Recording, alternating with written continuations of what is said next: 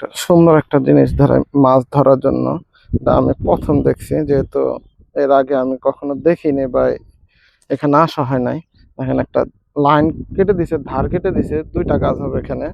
এক হলো জমির পানিগুলো চলে যাবে পুকুরে, আবার যদি এই আল দিয়ে কোনো মাছ থাকে সে এই স্রোতই কিন্তু এই পুকুরে পড়বে বা আর মাছ ধরতে পারবে খুব ইজিলি। দেখছেন, এটা কিন্তু খুব চমৎকার প্রাচীন এক পদ্ধতি।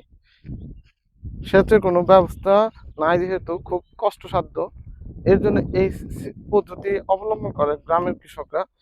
পানি দুইটা কাজ হয়, এক তাদের মাছ ধরা হয়ে যায়, আবার প্লাস জমির জমির মাছগুলো যাতে পানিগুলো চলে যায় আবার মাছও ধরতে পারে। ওকে, প্রাচীন পদ্ধতিতে মাছ ধরার সিস্টেম, জমির পানিও যেন বের হয়ে যায়, আবার আপনার মাছও ধরতে পারে। স্রোতের সাথে কিন্তু মাছ যাচ্ছে, আমি দেখতে পাচ্ছি, ওই দেখেন ছোট ছোট মাছগুলো চলে যাচ্ছে।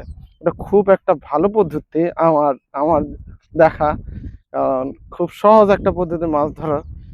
খুব ছোট একটা আইল তৈরি করে দিচ্ছে যাতে পানি বের হয়ে যায়। আবার এই যে দেখেন, এই যে মাছ দেখতে পাচ্ছেন, ওই যে মাছ আছে, এই যে দেখেন, এই যে মাছ দেখছেন। খুব সহজে দিন মাছগুলো ধরা পড়ে বা ধরতে পারে, এর জন্য কিন্তু এই পদ্ধতি অবলম্বন করে গ্রাম বাংলার কৃষকরা। দুইটা কাজ হয়তে, এক হলো জমির পানিগুলা চলে যায়, আর এই যে স্রোত সৃষ্টি হয়েছে, এই স্রোতের কারণে মাছ, ছোট ছোট মাছগুলা এতটুকু পানিতে যে পানি বা মাছগুলো আসতে পারে সেটা কিন্তু যেতে পারে, তার জন্য এই ব্যবস্থা করা হয়েছে।